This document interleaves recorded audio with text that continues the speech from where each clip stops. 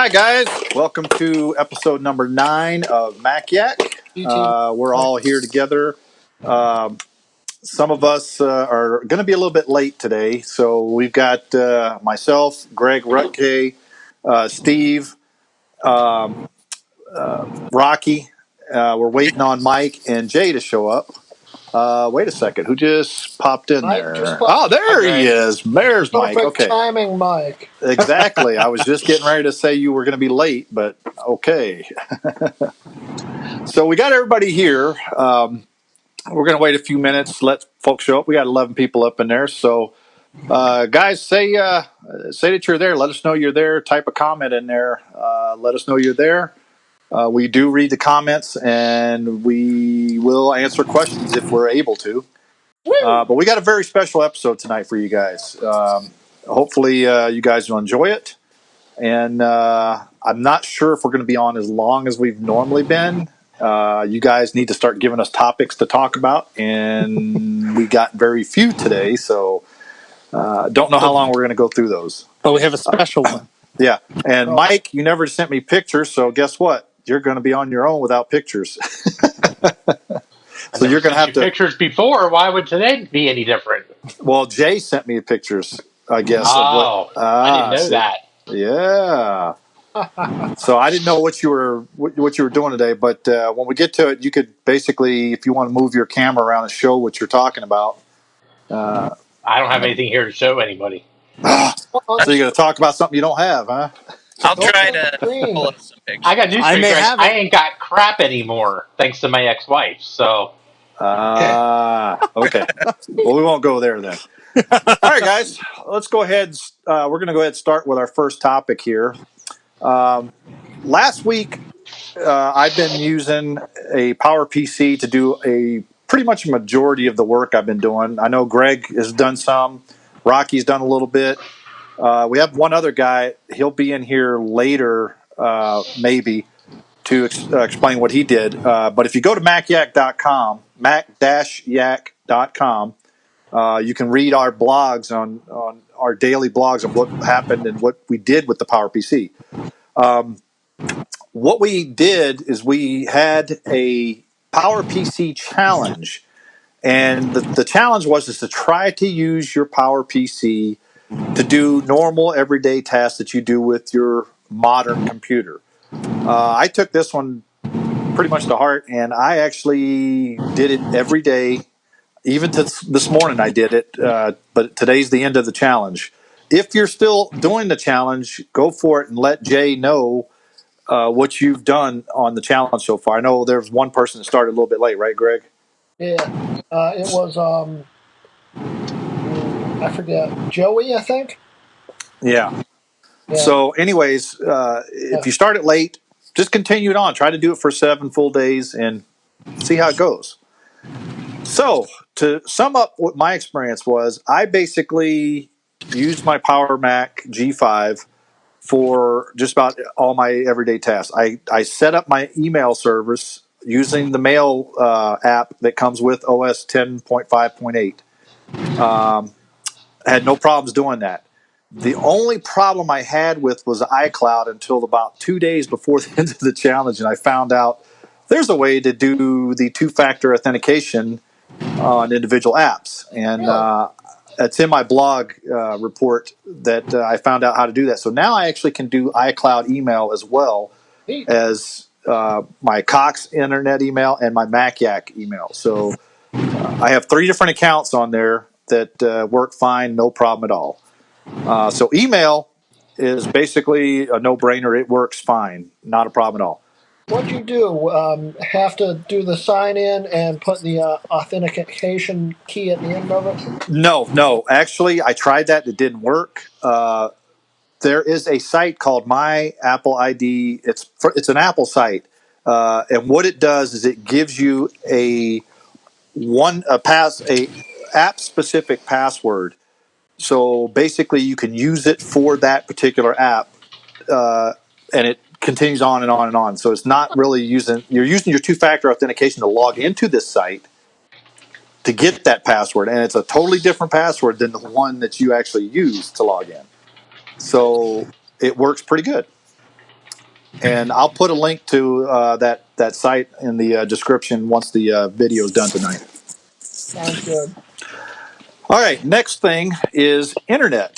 Okay, there's a couple of things about the internet using the web, actually, the worldwide, the web browsers on a Power Mac. There is one that works pretty good. It's called 10.4 Fox, and I think everybody that runs low-end Macs knows about 10.4 Fox. It's basically a derivative of Firefox that they made. They keep going for the Power PC. Works pretty good. However, it is slow in rendering, okay, because especially Facebook. Facebook is the worst offender of everything, because if you ever bring up the source code of a Facebook site, you will see so much code in there that it just, I don't know how anything doesn't choke on it. So, but I agree with that. yeah, so 10.4 Fox does work on it, but it's super slow on Facebook. YouTube does work, however, on 10.4 Fox. However, there's a caveat to that. You cannot watch HD video on it unless you want to see slideshow video. Okay. 360 is about the best quality you can get without slideshowing, is what I call it, when you get, one or two frames, one frame a second or so, Did you But just invent a new term? slideshowing? No. Slideshowing. Yeah. A lot of people use slideshowing. Yeah. That's an old term. I don't think I invented that. I think I heard it someplace. But anyways, YouTube works rather well. I mean, on 360p, it doesn't hinder the quality much unless you're looking at something that needs to be super high quality, like one of Greg's videos, needs to be high quality. So, yes, I'm plugging your channel there, Greg. But Thank you. anyways, YouTube still will work on a Power Mac, and it doesn't actually use much resources. I had the resource monitor up all the time, and I'd use about 50% of both my CPUs when it was doing a YouTube video at 360. Yeah. G5 Is it actually using well. Flash or QuickTime, you think? It's HTML for on 10.4 Fox. 10.4 Fox supports HTML5. That's right. Oh, good. Cool. Yeah. And James just said mobile mode for Facebook, and that's why I was going to get to that in a second here, because I use Safari for Facebook. And the reason why I use Safari is because it automatically defaults to the mobile mode in Safari, and it works rather well in Safari, believe it or not, even though the security certificates and everything don't work most of the time in Safari. However, the problem with using Facebook, mobile Facebook on Safari like that on a Power PC, if you go to click on a link that you see on Facebook that somebody shared, and when it goes to that site that it doesn't work in Safari, it'll sit there and say, can't go to this site, problem, whatever. Why you use WebKit? Yeah. Well, even if you use that, sometimes it doesn't work. It's Well, yeah, because they haven't updated WebKit in like 2 years, but exactly. it's still pretty current. Yeah. So what I did with that though is I would copy the link in Safari, paste it into 10.4 Fox, and boom, it opens up. No problem. The biggest problem with mobile Facebook though is the pictures are huge and they don't come in as high quality. They're like real fuzzy. It looks like they're crap images. I mean, you just can't really see anything on them. So the best bet is to actually use 10.4 Fox to do Facebook in its normal way of doing it. I mean, that's the best way I could say to do that. Yep. iCloud. You can actually use iCloud using 10.4 Fox, I found out. I did actually use Numbers and Pages using the iCloud web app for those two actual particular programs. So you can actually do the newest version of Pages and the newest version of Numbers using iCloud.com to do all that stuff. Okay. So that works well, but it's slow. I mean, it is painfully slow. Okay. So that's another issue you got to work, but it does work. You can get work done. Some of the other apps I did use on there, I actually installed OpenOffice. That's what I wrote up all my reports for Jay. I did it in OpenOffice, sent them as an ODT file, which is an OpenOffice format file, and excuse me, and sent those to him that way. And then he uploaded them to the website. As far as other apps, I did install Adobe Acrobat Professional, which installed rather well, and it works fine. And I did find a copy of Microsoft Office 2008 that works perfect on a PowerPC, and it does docx files. I was There you go. surprised about that. I told you that. So that works great too. But I was trying all the different things. So for as far as office productivity, you can still do office productivity on a G5, no problem. Last but not least, gaming. Okay, we play Unreal Tournament sometimes on Sundays. We usually try to, but anyways, we haven't done it in a while. But a few times I got on, I was actually able to do some gaming and stuff. And that worked out fine. I mean, I do gaming on that system all the time, so that's not a big issue there. Also, I forgot to mention this. You can watch videos in iTunes on there. However, there's a caveat to that too. Any of the 4K or the HD videos that you purchased off iTunes will not play on the Power PC because the iTunes is too old and the processor just can't handle that big a video. Well, But it could, but iTunes just won't let you. Exactly. So, but I have a bunch of movies that I've ripped from DVD that I have on my server because I use this iMac as a server 24/7 pretty much. And so I have an iTunes server that I use for my Apple TVs and my iPad, whatnot. So that one that works out pretty good. And one of the blog posts actually shows me watching Avatar in iTunes. Huh? So, I mean, it does work. You can watch videos. You can listen to music. Music sounds just the same as on a G5 as it does on a modern day Mac. There's no difference in audio. It's just the speakers that you put on it. And I have Bose speakers on that thing, so it sounds awesome. I did use my G4 one time. I used it because when I was doing a video to open up my MacBook, 2008 MacBook, I went to iFixit. I used their website as the guide, and I was able to turn it because of the swivel arm. That's what I love about that thing. Turn it towards my desk and use that as my guide.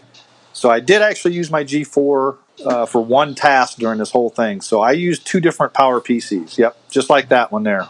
Yep. In fact, you can see the one right there behind me that I used.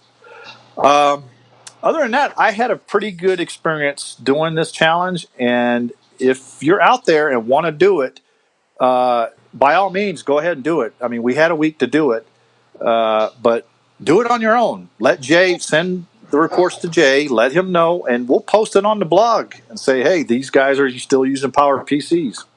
Yeah, I could just amend the current blog post with reports from other people. I think there's two on Facebook right now that started a few days late. Yeah. So if they send me the reports, I can put them in there. Yeah, and that shouldn't be a problem. I mean, it's a fun thing to do. I had a fun time doing it. I had a blast actually doing it. I would say I did about 75%. I wanted to do a little bit more, but I think I did about 75% of all my stuff on my G5 than what I did on my iMac 2017. So other than that, I could say it was a success for me. So Greg, I'm going to throw it to you and let you talk about your experience.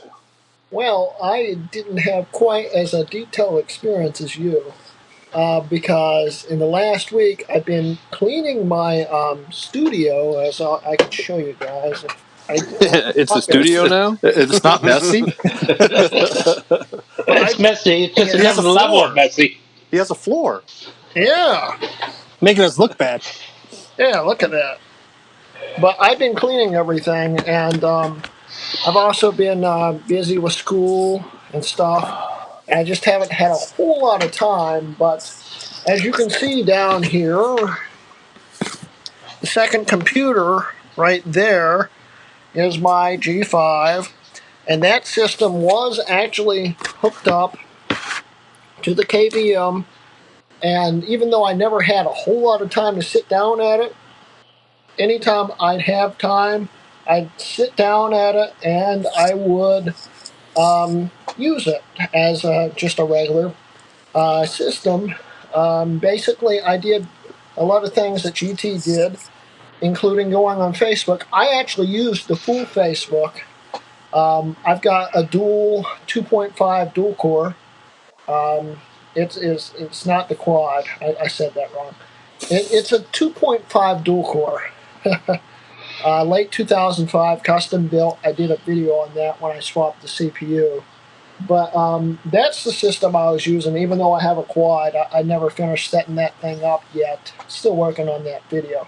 But anyway, I'd use the full Facebook, and it actually worked pretty good. The problem was with 10.4 Fox, there's something wrong with the G5 browser where if you start backspacing and Garrett Green had the same problem. I read his blog where it would just stop backspacing and you'd have to highlight and delete.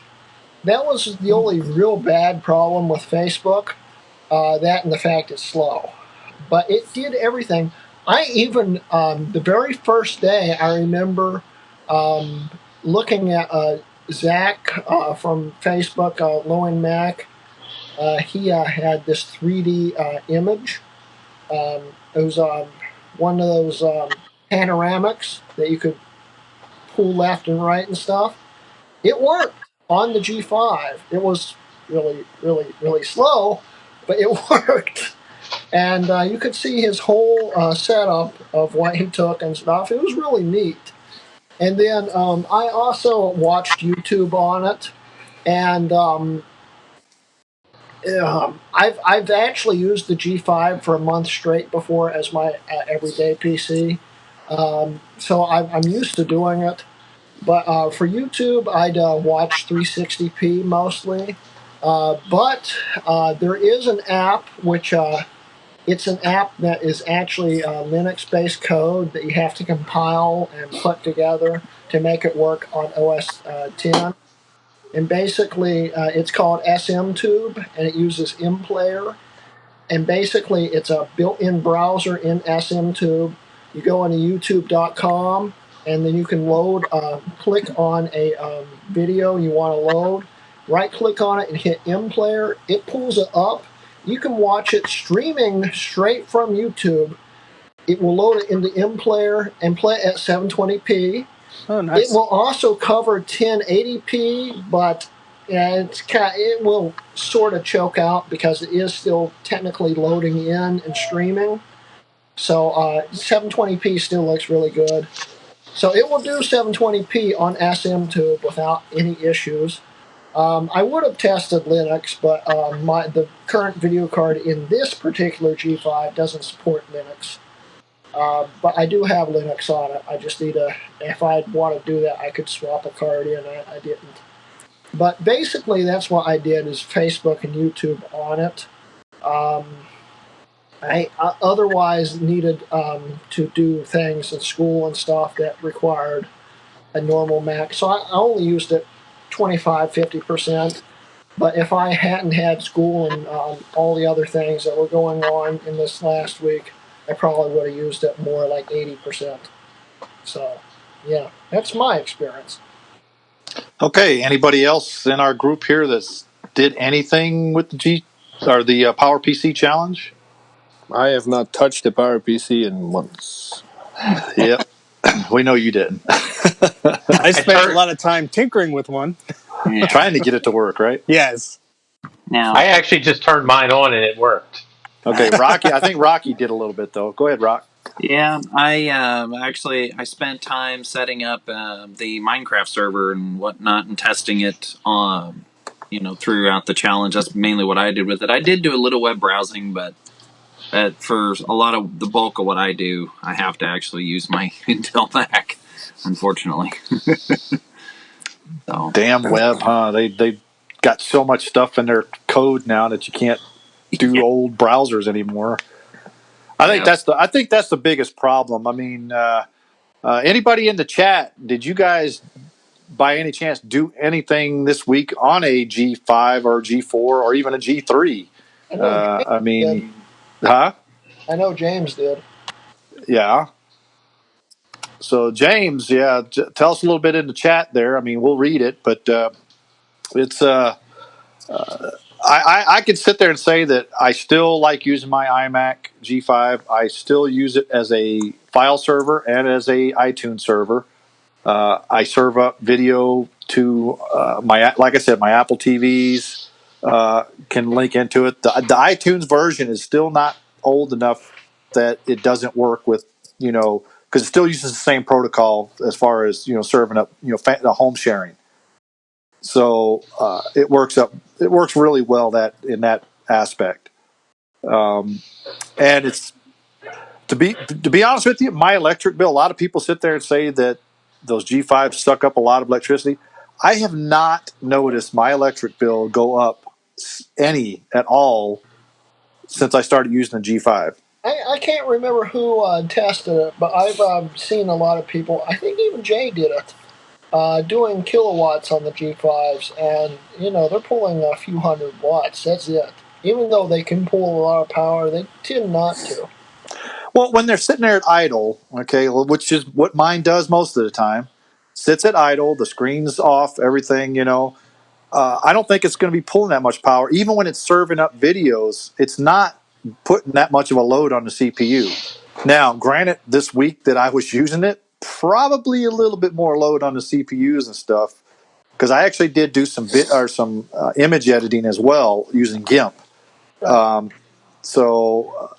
processor did come up and did spike a few times. That's another thing I use my G5 for. Is it's my secondary Photoshop rig. A lot of my custom logos and stuff I've made in the past for the channel and Facebook thing and stuff came straight from that G5. Yep, and it works. Go ahead. No, I found that I was trying to scan in some film, and I have a Canon film scanner that's not really too old, but they stopped supporting it after Yosemite.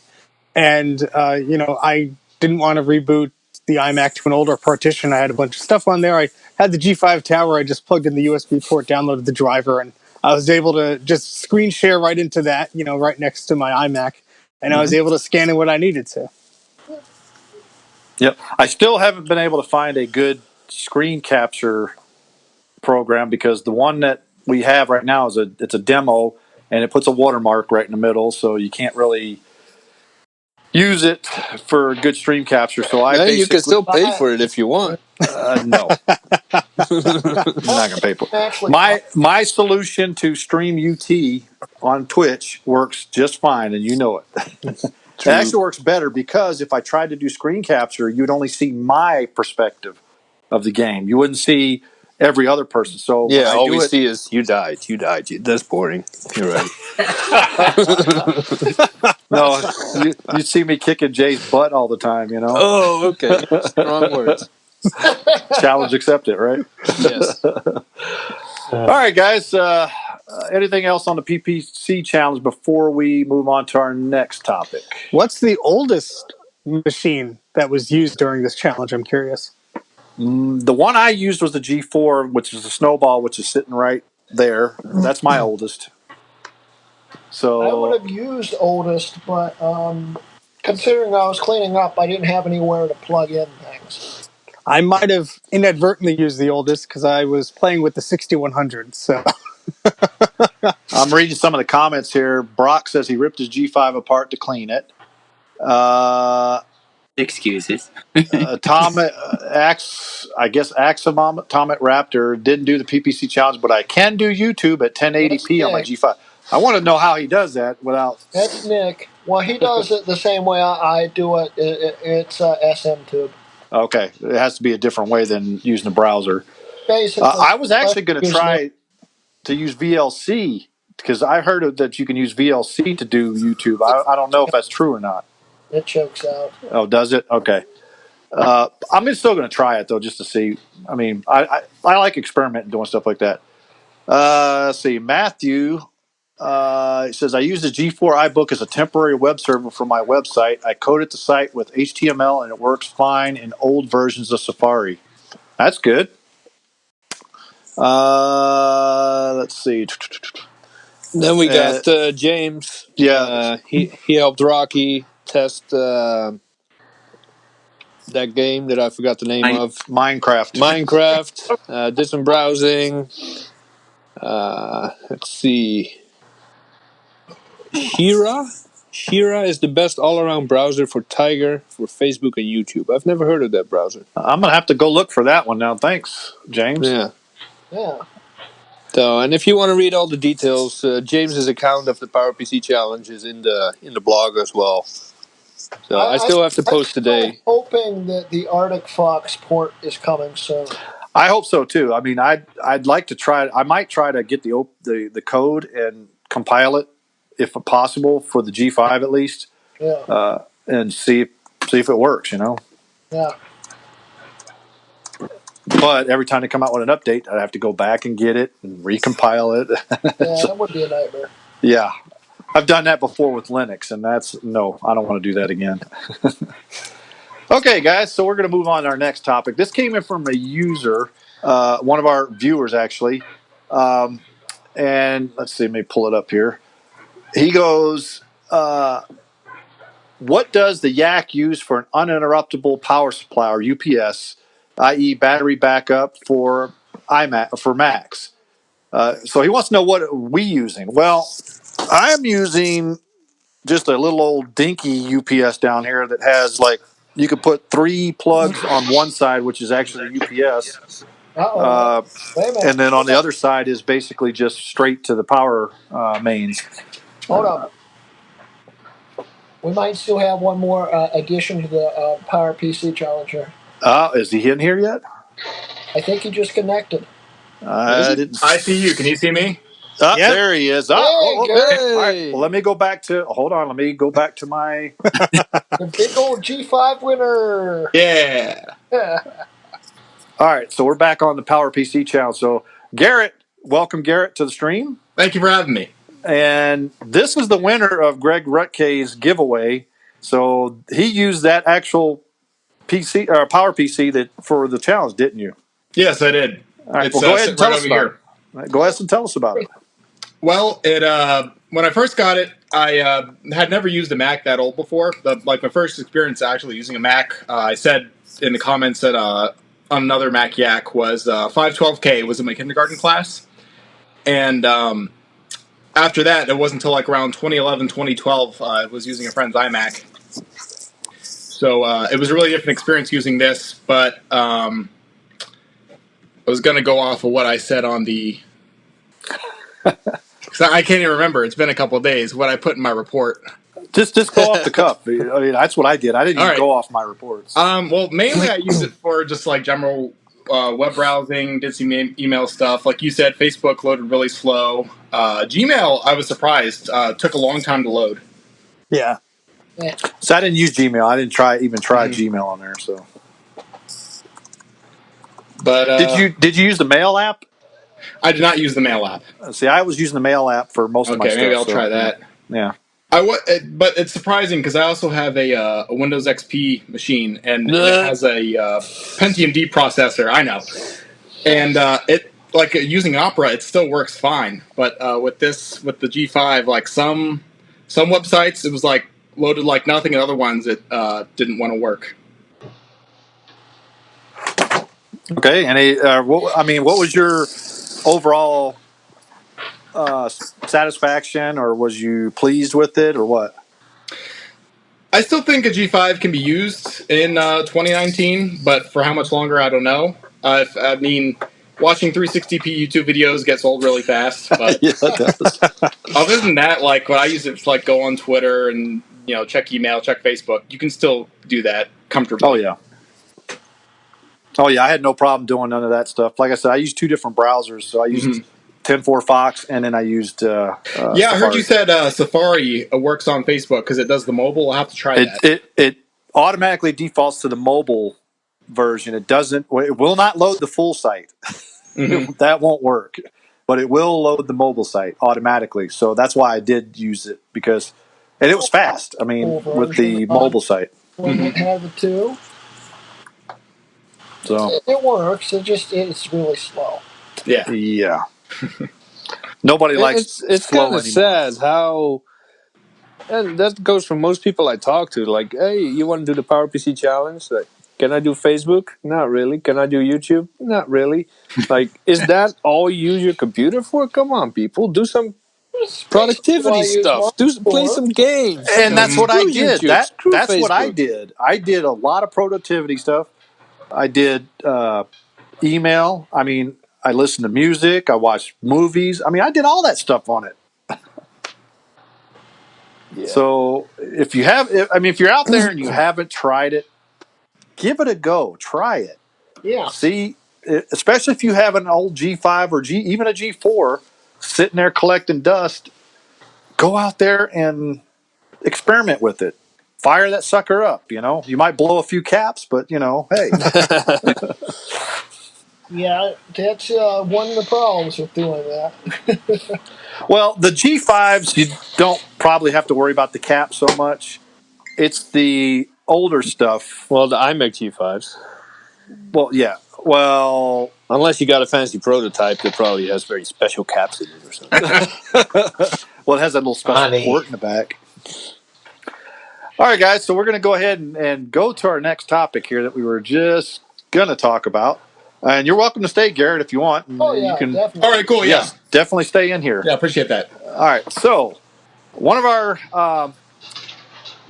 our viewers, Todd Baldridge, asks, what does the Yak use for an uninterruptible power supply for your Macs? Okay, and what are we using?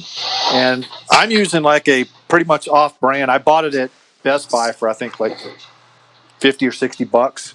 I mean, it works. It does hold my power for my Mac for about 5 or 10 minutes, but that's all I need it for is enough to shut my stuff down. Gracefully. Let's put it that way. So, what about you guys, Greg? I use like this 500 watt rated APS power supply from like 15 years ago that has a cheap, crappy Chinese battery in it. So really you don't have one, is what you're saying? I have like three. One for my main setups here, one over there, and for my internet, which actually keeps my internet on when the power goes out, but the rest of them, it basically kicks them off. Basically, I just use it for power filtering because I'm cheap and I'm not about to go out and buy one. So that's what I use. Jay? I use 900 to 1500 watt UPS boxes that I buy off of eBay. I buy them used and mostly broken because they're nice and cheap that way. And then I buy my own batteries also on eBay that are better rated than the ones that came with it. Best way to do it. And I use it for power filtering a lot as well because there's a lot of brownouts in my area. For when the power goes out, I only need about 2 minutes worth of juice. I just need the Mac or any of the servers to shut themselves down gracefully. And I only need 2 minutes to do that. The UPS on the networking side and on the modem and the router and the firewall, they can keep the internet going for about a day and a half. So, which is kind of pointless because if I lose my power, I'm not going to fire up my Mac Pro anyway. But still. That's true. But for my phone and all that, it still helps. Yeah. How about you, Steve? I actually have not used one for a while, so I want to actually. I'm probably going to ask Jay for some of the models that he picked up. Used one probably about 10, 15 years ago, and it was one of these cheapo ones. and it did work. And then for some reason, it just started, even with the healthy power source, it just started turning everything off. So that went in the bin. But yeah. Rocky? At the moment, I'm actually on the hunt to replace the one that I was using. It was a APC 1000. It's the older business class model. Those are pretty good, though. Yes, Oh metal yeah. lasts forever, except for the battery. You do have to replace that, but a lot of times you can find them. Businesses will get rid of them, tired of replacing the battery in it, and they want to. Those things are freaking awesome. I love them. So. Yep. And Mike? I don't use anything at the house. I just have I have a line filter in my fuse panel that filters everything in the house. Mike Because likes to live dangerously. well, I Well, live in the to middle be of fair, the nowhere, power so caps in those G5s could probably keep the machine going for 5 minutes when the power goes out. well, I'm lucky. We don't really have too many power problems around here, but I do use some APC. I have some 650s at work that I use to keep my server and my telephone system operational. So, one of those will actually run my telephone system for about 8 hours without Wow. power, which is fine because without power, we have no phones at work. So it has to power my modem, my internet, and my via telephone system. So yeah, it does pretty good considering. Well, you know what's So, funny about that? You mentioned that, Mike, because I used to have, in my old place I used to live in, the router I used to have from Cox had a battery in the router because it was with the phone service too. It had the digital phone service, yeah, but it had a battery in there for the actual phone service part of it, and it would yeah, keep mine that does. side up. The internet wouldn't work for crap, but at least the phone worked. Yeah, well, mine has one of those too, but it's only good for 20 minutes. Yeah.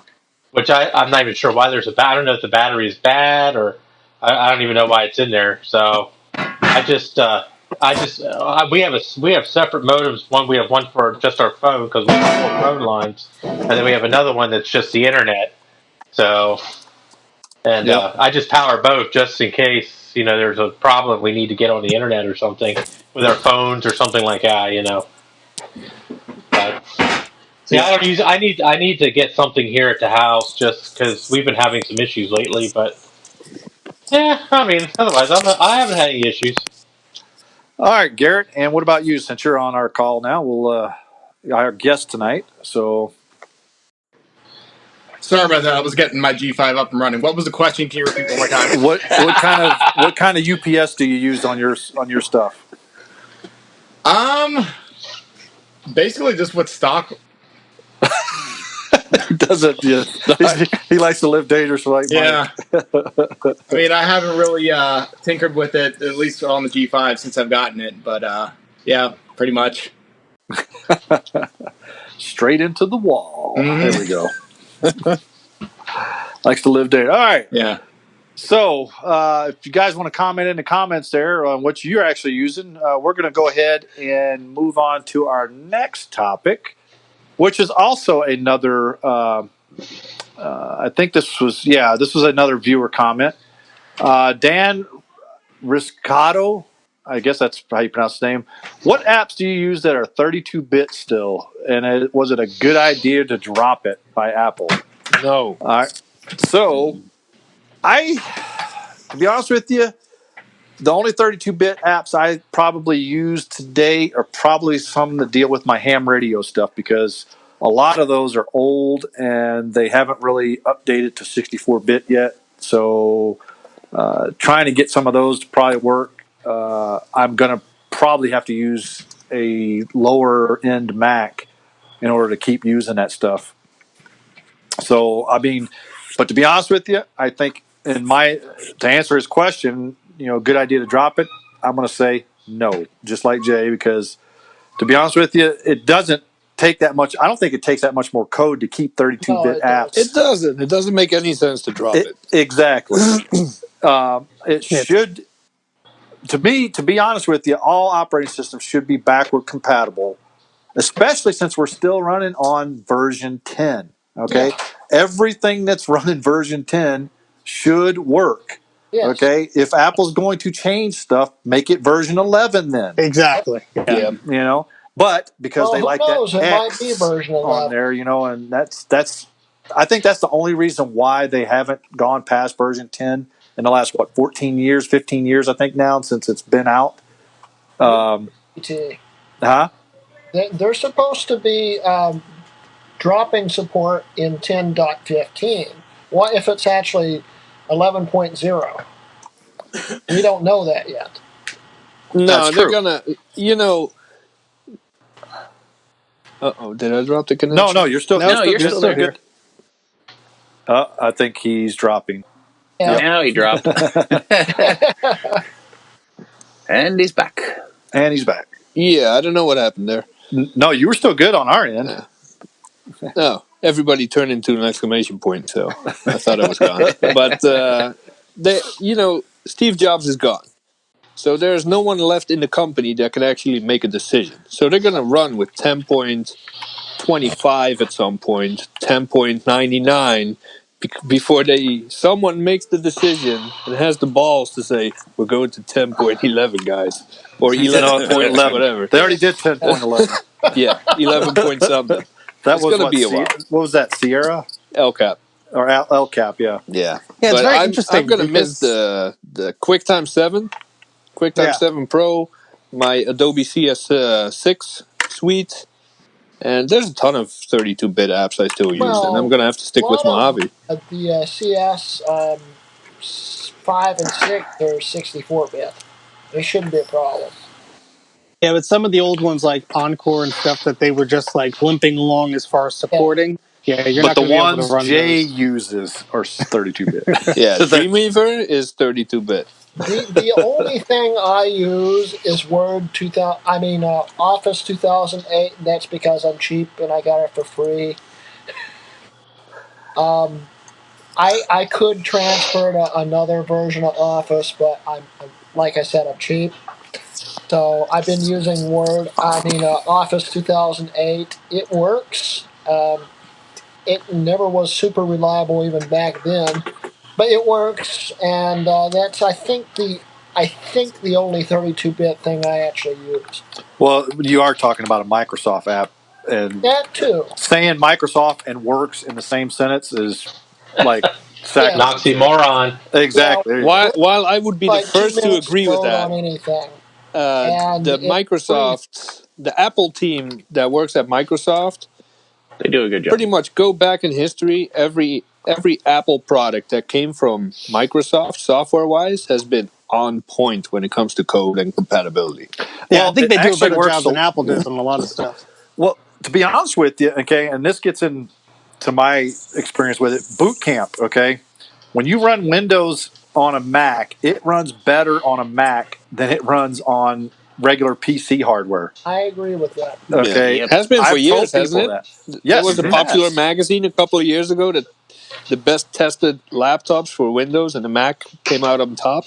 Yeah, because it runs better.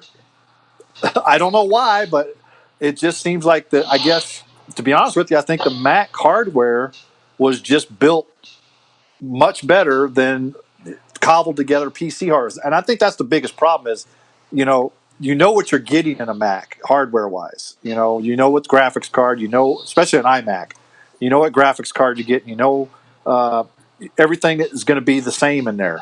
So writing drivers for it is a whole lot easier than, trying to write drivers for 10 billion different pieces of hardware combination that a Windows PC can do, So to be honest with you, I think that's one of the reasons why it runs better on a Mac than it does. Who makes the drivers for Boot Camp? Does Apple or does Microsoft? Apple does. Apple does. But okay, there's a caveat to that because, for instance, I have to update my AMD drivers through a site called bootcampdrivers.com because Apple doesn't update their drivers regularly as much as AMD does. So, in order for me to get the best graphics out of my Boot Camp or my Windows 10 on my Mac, I have to go and download this and hack pretty much my Windows 10 drivers in order for it to work. So you're kind of Which getting the was same never a problem with experience NVIDIA. as when Apple used to be in charge of the Adobe Flash updates. You would get an update once a year. Yep. Yep. Okay. Yeah, I think the only 32-bit apps that I use are small little utilities like Disk Inventory X and things like that that are I just love that app. yeah. And I mean, I just downloaded it on my work machine, and it gave me the warning of this is inefficient or whatever the BS that Apple is trying to Yeah. say why you shouldn't run this. I mean, I really don't understand the whole idea behind this. I guess maybe in the future, if they want to, maybe this helps them switch processor bases, or I have no idea what they're thinking. But for a desktop device or a notebook computer that's not really worried about, power efficiency like an iPhone or an iPad, where Yeah. maybe it could be argued maybe that an older 32-bit app is less efficient or something. I mean, I still don't buy that, but that's why I still have an old version of iOS on my iPad, because there are some apps that I paid for that are great books and resources and interactive things that the company doesn't exist or they're not making money on it, so they're not going to update the app. And the Right. same goes for Mac OS 10. There's a lot of old utilities and things that I still have, or maybe like an old driver or something I need to use, and it won't work. Even Photoshop, I think it was CS5, or maybe it was CS4. The 32-bit version of that has different filters and some options that just were never ported to the 64-bit version. Well, Steve, you mentioned that about iOS, and there was one app that I used all the time, and it was a crossword puzzle app on iOS, and it was from USA Today, and they did the daily crossword where you could. And I paid for this app. Okay, it was a paid app. It was like $3 or $4. I can't remember how much I paid for it, but when the iPhone 5 came out, they never updated it to the bigger screen. So you had the black bars on the bottom and the top. Okay. And it worked fine on that phone. It worked fine on my 6S. And then when iOS went to 64-bit, basically it stopped running because it was 32-bit only, and I could not run it anymore. That and another game I used to have called Flight Control, Yeah, that was an awesome game. that was a great game. Yeah, and you sit there and you swipe little airplanes and you try to make them land where you want them and stuff like that without hitting it. Yeah. That will not Everyone run loved anymore that either because game. they stopped updating it. And but that's another paid app that basically I can't use anymore because Apple decided to drop 32-bit support on iOS. And it wouldn't be so much of an issue if you could actually install an older version of iOS on your device if you actually But wanted you to. But that's a whole can't. other topic. But you can't because guess what? Yep. Apple stopped signing after about, I think it's about a week after they That's come so out with If the you're new. lucky. Yeah. Yeah. Usually it's about a week, maybe 4 to 5 days after a new version of iOS comes out. Guess what? They're not signing the older versions anymore, so you can't even revert back. Even if you have the IPSW in iTunes, download it, you cannot reload back into an older. Now, the good thing about Macs, though, is you can do that. Yeah. Now you can. What about that T2 chip? Maybe That's There you where it's go. going to get a little tricky. Yeah. Yeah, my problem is my grandmother uses an iPad, and she'll be 100 this year. She uses it for one thing and one thing only: watching Facebook. movies. Oh. And so when it updated to the newer iOS, the app that she used, the Turner Classic Movies app, was no longer able to run because it was a 32-bit app. And we had to wait for them to update their app, and we emailed them and they're waiting and everything, but the iPad just automatically updated and we couldn't revert back to the older version. And now she had a paperweight for a while. She wasn't using it because the app didn't work. It's ridiculous. Yep. Yeah.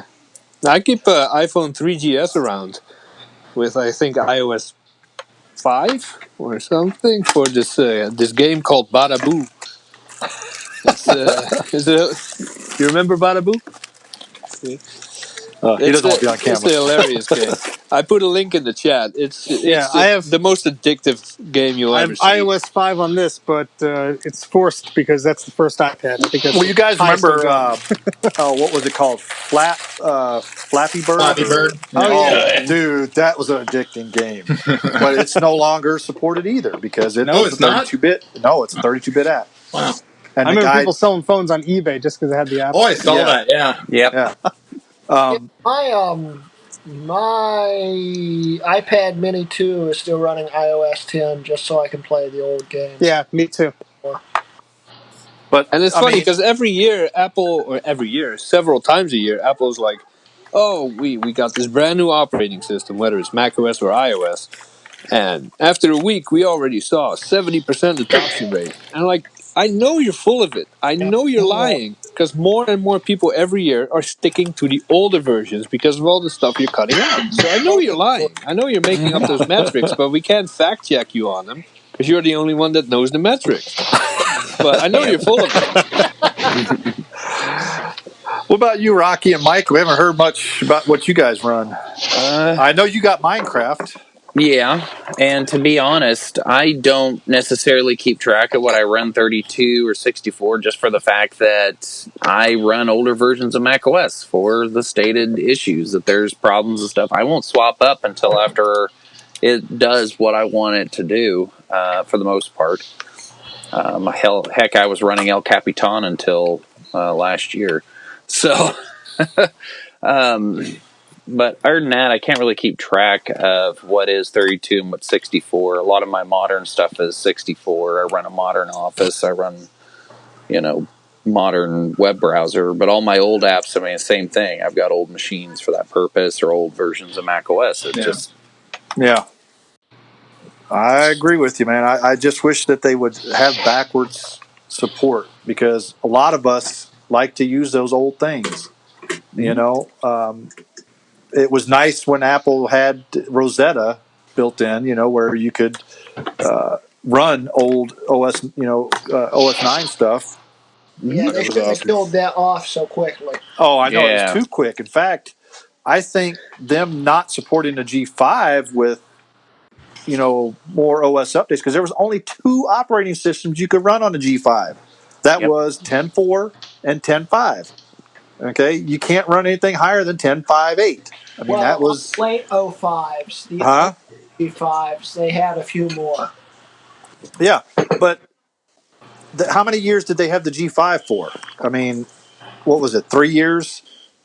Yeah, Yeah, approximately. something like Yeah, that. when it comes Yeah. to operating system support, those people that got a G5 definitely got screwed. Oh yeah. But Oh yeah. I think it's interesting though because it used to be that you would get an update for Tiger or Leopard, even if it was a security update or a minor feature, fix. Sometimes after the next version came out, they don't seem to be doing that anymore. No, they're still doing that actually for Oh the yeah. last couple of versions. In fact, to be honest with you, I'm a beta tester for the Appleseed program. So I've been Apple. In fact, I just downloaded. You can't say that. Oh, I can say that. I just can't tell you what I'm beta testing. Okay. But anyways, they still have. I think El Cap they stopped finally. Yes, they did.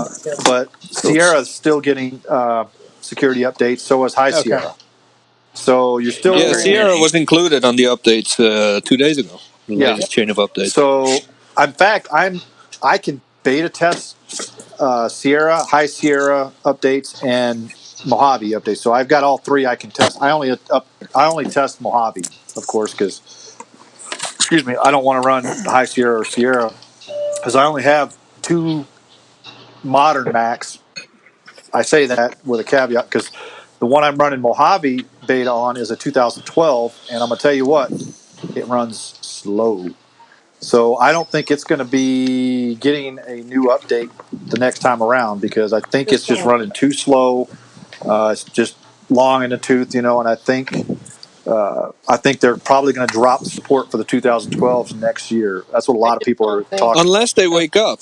Unless they finally wake up and do what they've claimed to have, what they claimed they were going to do for the last three OS versions. And that's what they did in 10.6. Complete from the ground up rewrite, like they did with iOS 12, that runs amazing on even an iPhone 6. If they do that, they can, hell, they could even bring back older Macs that were excluded from Mojave and put them back on the list. But Jay, They won't that do was that. They want that you to was buy a new one. yeah, that was back in the Steve Jobs era. Remember when 10.6 was. Yeah, but they did it with iOS 12. That was They're Tim not going to do that anymore, to be honest with Yeah, you. I think they're more invested in iOS than they are I macOS. think that's the Unfortunately, at problem. They this want to point. sell more iPhones. They don't want to sell Yeah. Macs because guess what? They still don't have a new Mac Pro out. When was the Well, then last that Mac? works in their favor. If they make an operating system that is so slick, it runs on the first gen MacBook, like amazing, that nobody's going to buy a new Mac. You know. Exactly. That's the reason why they're not going to do it anymore. Yeah, but I if they think. don't want people buying new Macs and they want people focused on iPhones, then Well, just make the old Mac supported to again. be And honest with you, I think they're not going to do that next time for iOS 13 because they probably learned their lesson. they You don't know. have to. Yeah, that slump in iPhone sales we were talking about before. Yeah. Yeah, they'll blame blame people it on replacing that. the battery. Don't say that you made an OS that is so slick that it runs amazing on every phone. Yeah, No. but that's not even half the issue. I would have updated the phone if it weren't for the fact that newer options suck. I think we could all agree that the loss of 32-bit apps on a desktop platform is just purely ridiculous. Well, even on a Yeah. mobile platform. I mean, both. I think Yeah. losing it on both platforms sucks because there's a lot of paid iOS apps that I've paid for that a few of them that I can't use anymore. Oh yeah, yeah. And the If developer's they would not at around to least update it. sandbox it, that would help. You're not going to tell me that my 12-core Mac Pro is going to struggle running a 32-bit app. No, even it's gonna emulated. it's gonna fly running a 32-bit app. You have to remember, Intel Macs are running on x86 architecture. x86 by default is a 32-bit, and it also has AMD 64 in it. Yep. But the underneath of an x86 architecture is 32-bit, so it will run it natively. There's nothing that's keeping it from running natively. Except Actually, Apple. Greg, Except innovation. Yeah. Bingo. Yeah. What's up, Mike? Actually, it's not 32-bit. It's actually 16-bit, seeing as how the x86 architecture has been around since Yeah, but 1981. they killed off the 60 We just got slapped with some old school knowledge right there. basically. Yep. And actually, Well, I can still run 16-bit DOS applications on my PC even today. Yeah, but you need emulators if you're running a 64-bit operating system. Yeah, if you're running a 64-bit operating system. Oh, Yeah. my pizza's ready. I'll be right back. Okay, we got a couple of comments in here. Brock goes, Tim Cook, come clean to the Mac Yak crew. Yeah, I wish he would come on here. Yeah, I know that's all right. Tim, You know, if you're watching, we you're have some welcome words any for week, you. buddy. Exactly. Just get with Jay. He'll hook you up. Yep. Uh, I guarantee we won't beat him up too bad if he comes on live. Nah. yeah, James is saying he's rocking Rosetta on his MacBook 07. Cool deal. That's good. And then Brock again goes, Tim Cook, wake up. All right, so I think we've kind of beat this one into the ground a little bit, but this kind of ties into our next topic. So we're going to go ahead and move into our next topic is everything useful Apple got rid of and why did they do that? All right. That's going to take about 2 hours. This is probably going to take up the rest of our time here. Some of the we talked about a few things today. Jay and I did. One of the biggest things we talked about. We were talking about this the other day about the boot chime because my 2017 iMac no longer has the boot chime anymore. They got rid of it in 2017 and up. It's not a Mac. That's If it doesn't chime, it's not a Mac. No, There It's you got go. it's got What the I Apple say. symbol on it. But I don't care what it has on it. when you boot up the Apple Mac, symbol doesn't even light up anymore, so that doesn't count either. Yeah, I hate Oh, damn. that too. We're just getting shafted all around, aren't we? Right? Yeah. But anyways, for the boot sound, okay, I think that's a good thing to keep for the simple fact Yeah. is that you knew that guess what? The post was successful. Yeah, it has Exactly. a diagnostic value. Exactly. The most useful things on earth for a Mac. Plus, you Yes. also knew when to push the option button if you wanted to boot into a different operating Now system. you're guessing. Yep. Now you're so what I do is this is what I have to do. I press the power button. I immediately press the option key because I don't know when it's finishing doing its post. Yep. Because It it wouldn't be a stays problem if, and you're going to get to the other points, if they didn't take away some of the other things from it. exactly. Yep. Yep. Good. Yeah. So anyone else in the chat is that a bad idea for Apple to get rid of the boot chime? I mean, that came out with the very first Mac. It's been there since day one. I Okay. Steve Jobs introduced it. Guess what? When he powered up the Mac, it went bing. That's like on the Left. same level as the wild Yeah. beeps, man. Yeah. Steve See, Jobs that's the sound your right there. numbers off. That's the original 128K. Didn't. Exactly. Exactly. But they got rid of that. I don't know why. And nobody seems to get it or have this. That's a bad one. Yeah. That's a bad one. There's actually Bad there's actually a YouTube video out there with all the different chimes through the years.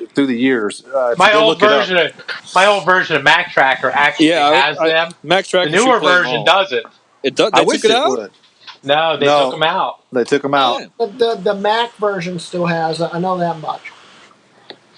And what's the weird thing is that if your RAM fails in a 2017 MacBook Pro, you still get 3 beeps when you boot it up.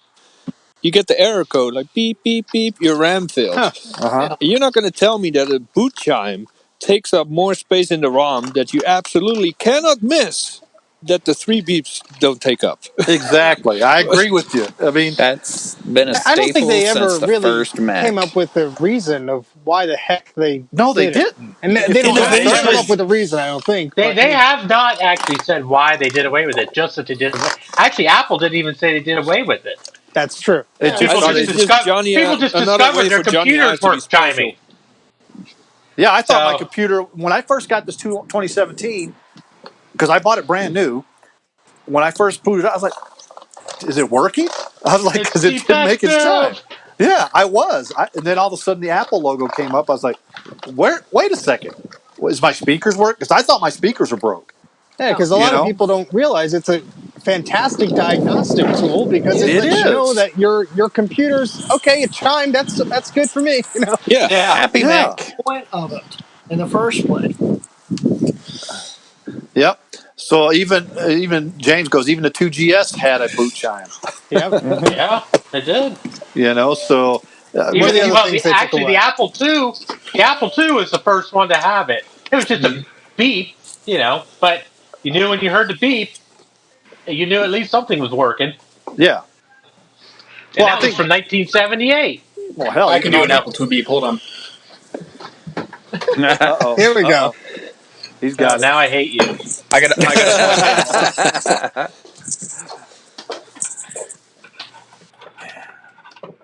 But I mean, this is just one of the things that Apple is just screwing up big time.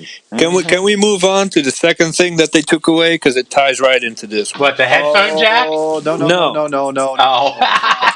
Oh. Or the optical drives. No, the LED No, the LED. light. Yep. For the sleep light. Okay. There's no LED For on them instance, either? No. Jesus. There's on the iMacs. Well, even my 2012 iMac didn't have any LED stuff. Okay, but the MacBooks don't have it either. Now, before they came out with the new USB-C only MacBooks, you had an LED on your MagSafe connector that went green or orange. It told you a little bit, what it was doing and stuff. But guess what? With the new USB-C connectors for those MacBooks, there's nothing to tell you if it's charging or anything. So that's another thing that's stupid. I mean, it's just a little LED, just sticking on And there. for diagnostic purposes, it ties in with the boot chime. Because even if your speakers were busted or your sound was muted when you turned off your Mac or something, the LED would tell you, hey, the battery failed, you get 5 blinks. The RAM failed, you get 3 blinks. Or it powers on and it just gives you a light, Yeah. You put it to sleep, you know exactly once it starts pulsing. Yeah, that's what I was gonna it's mention, gone to sleep. I can move it now without trashing my hard drive. It's just stupid. I have a 2015 at work, and it's a MacBook Pro, and it's a pretty decent machine. But I put it to sleep. I can't tell if it's asleep or if it's off, or there's no indication whatsoever. Yeah, because if you grab one of the latest MacBook Pros, it's bizarre. They don't even fire up unless you have at least 10% charge on the battery. And when it's connected to the power, if your battery is flat, it won't power up. But after 20 seconds of pressing the power button, you don't get a chime, you don't have an LED. After 20 seconds, you get a flashing battery icon. Like, hey, you need a charge. So in It's those almost 20 like that. seconds, It's almost like the iPhones. If you charge it all the way down, it won't even power up, and it'll have the yeah. empty battery icon. But that's 20 seconds where you're guessing, like, is it working? You hold down the power button, you interrupt the cycle, you unplug it, plug it back in, try it again. You can waste a whole minute or longer. I Well, wish they would bring back the battery indicator like on the 2008 models where you had the strip of LED lights. You push a button, it'll give you from like 1 to 10 Yep. how good your battery is. That was awesome. They have that's for a just reason. too smart, Steve. I mean, they won't do that no more. That's the problem. Yep, there you go. Yeah, There you beautiful. go. See, that also brings me to what we just talked about: MagSafe. The dumbest thing Apple ever did was got rid of MagSafe. To be honest with you, that was the smartest thing that Apple ever came out with, but the dumbest for getting rid of it. And the week after they discontinued it, third parties were already out with their own MagSafe solution. So Yeah, you're not going to tell me exactly. that Johnny Ives was high that day and he just didn't think of it. No, it didn't show the aesthetics of the beauty of the MacBook or whatever, because it only showed the two little. Yeah, exactly. That's their innovation now. But to be honest with you, and the reason why I say that, because my wife, we just got her MacBook Pro, and we were in a hotel because we were traveling at the time, and guess what happened? She lifted up the MacBook and it went and fell down on the floor. Guess what? The cable just bent. Okay, it didn't disconnect. It didn't do anything. It just bent. Yeah. Okay, so basically, and you know how much those cables are? Yep.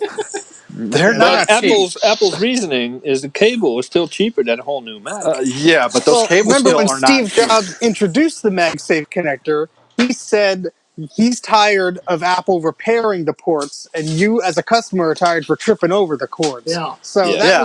that was what he said when he We introduced should do the an damn thing. episode about all the things that Steve Jobs introduced, including the stylus. That he's like, who needs the stylus? You know, and now you pay $60 for one. Yeah. All the stuff to be that they 100. introduced. That Steve Jobs was against. Yeah. Yep. To be honest We with should you, I look that think the company's going in the opposite direction. So that's just another thing is the MagSafe. So I mean, who else thinks that MagSafe was a dumb idea to get rid of? Because I love the MagSafe. To be honest with you, Yeah. Really? Worst thing they ever got rid of. yeah. I'm thankful for my MagSafe because I trip over my cord from my MacBook all the time. I have tripped over my old. And if I don't trip over it, my cats trip over it. Yeah, my cat likes to yank it out. When I had my MacBook Air, I've actually tripped over it and disconnected the cable easy. I mean, and the MacBook just sat there on the whatever I had it on, and it's like, it's not moving. So hey, I think eventually what they'll probably come out with is like what they've been struggling with is that air mat for the iPhone and such. They'll probably come up with some doodad for charging that wirelessly. I don't That want. would be nice, to be honest but- with you, that's another topic. But I don't even want to go there with wireless charging on Mac. If they release just a wireless saying that's what they charger for maybe the have Mac, done. it would have to crank out so much power you instantly go bald when you plug it in. Exactly. No way. That's a feature. That's a feature. I mean, the EMP field around that mat would be freaking horrendous. Yeah. You're better off sticking your head in a microwave at that point. Exactly. Yeah. Not if they switch to the A series chips God. and your Mac's basically a giant iPad. Oh, don't Yeah. say that. Don't say that. Hey, I'm just saying what I know. Okay. We're going to say the biggest one for last, but on the MacBooks, the older MacBooks, SD card slots. Okay. Oh, yeah. Yes. That was a dumb thing. Getting rid of the SD card slot. Why? It's thin enough, Because- so why? Yeah. Exactly. If it's an SD card, why not a micro SD slot? You know, those are even thinner. Yeah. Well, when But did what- they even introduce it on the MacBook? Well, in your case, 2005. It was the MacBook Air. I know they had it on at least, which was back then. But Yeah, because it was the Express card slot, and then after they killed that, they brought in the SD card slot. yeah, It was around 2008, I think. But to be honest with you, when I had my MacBook Air, I had one of those little slot, just like that. where you can actually put in it, and it goes. Mm-hmm. Well, that's an express card slot, not. But the one I had like a little adapter that would fit flush, and you put a micro SD card in it. Yeah. So I had a 128 gigabyte SD card that I used for storage on my MacBook Air, and it gave me an extra storage capacity than what came with the MacBook. Well, you just solved your answer because they want you to buy a new SSD that's soldered onto the board when you buy the machine. They don't want you upgrading the storage that you have built in. No, Yeah, that'd be but too easy. here's the big thing about it though, and here's the dumbest, most illogical reason for them to remove it. What is the focus market of Mac products? It is video editors and it is people who do photo editing. And guess what? All video cameras and photo devices, movie devices right now use. Oh, it's an SD card. So let's eliminate the most useful feature for them. I'm sure they got a dongle for that. Well, guess who sells all the dongles? Yep. Apple. Even if you fully embrace the whole dongle ecosystem, you only got 2 ports on the new Macs. What, 4 on the high end touch bar models? I think you got 4 ports. Everyone else is stuck with 2 ports. This is what I'm using on my MacBook Pro right now for dongle wise. Okay, it actually doesn't have any cable, so it hooks up to both USB-C ports, but it has the SD card, the micro SD card. It has 2 USB-A ports, 3.0, and it has 2 USB-C ports, and guess what? HDMI. It's so cool. All of that. It's a Mac Pro again. But that's that thin. It's thin enough, and it's just as thin as my MacBook Pro. Does it have Ethernet? Huh? No, it doesn't have Ethernet. Ah, my Mac does. Well, that's the next one. They got rid of Ethernet off of the MacBooks. Yeah. Okay. I know it's not elegant, but I've seen some of these PC laptops that are very thin, and just like the old credit card PCI card slots where you had the phone jack that would sort of expand. They had sort of a slicker version of that for Ethernet. And yeah, maybe it's not durable, maybe that's not what they wanted to put in, but I think they just axed the port for the sake of getting it off of the board. Well, I seen one like this where they had a little thing and it pops out just slightly, and it's thick enough to put an Ethernet cord in, and then when you're done with it, you push it back down and it locks down. So. I mean, if people say that Apple doesn't care about Ethernet, everything is Wi-Fi now, especially with Wi-Fi AC. It's fast, it's beautiful, it's brilliant, but that doesn't add up because they are so proud of the fact that their iMac Pro and the new Mac Mini have 10 gigabit Ethernet. You're not going to tell me Ethernet doesn't matter to them, and then they introduce those new faster ports. Yeah, in fact, everybody's wanting the 10 gigabit, Ethernet. Yeah, that's the main selling feature of that Mac Mini nowadays. I saw that they're now selling a 10 gigabit Ethernet Thunderbolt adapters. Yeah. So, as soon as I can find reliable cards that are affordable, I'm upgrading half my network to 10 gigabit. Yeah. The next thing we got a pretty good list here of stuff. The fingerprint sensor on the iPhone. Okay, I have the iPhone 8, so I still have this fingerprint sensor. Jay has the iPhone 10, which does not have the fingerprint sensor, and half the time it doesn't work, does it, Jay? No. As you can see, I shaved recently, and I had to disable Face ID because it wouldn't let me in anymore. Yep, I've got that too. But that's another thing. I mean, they came out with the innovation of perfect fingerprint sensor technology. They bought a company for that, and they used it since the iPhone 5S or 5S, yeah. 5S is when it started. So the 5S, the 6, 6S, 7, 8, and they didn't have a 7S, I don't think. No, I don't think so. No, the 6S is when they finally got it right. Yeah, that's when they finally got it right. But the 6 was okay. The 5S was horrible. Oh yeah, because it took forever for it to. Yeah, that was assuming you could get it to actually read right. Yeah, but I got the new iPhone now. 2 months ago, I forgot when it was introduced. The latest phone, 2 months ago, I think. The 10s or the XS. The XS, yeah.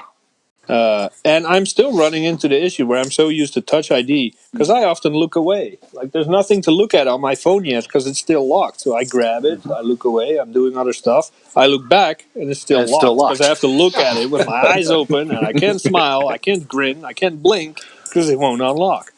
Or when I'm in bed, usually when I go to bed, I spend about 5-10 minutes, just catching up on stuff.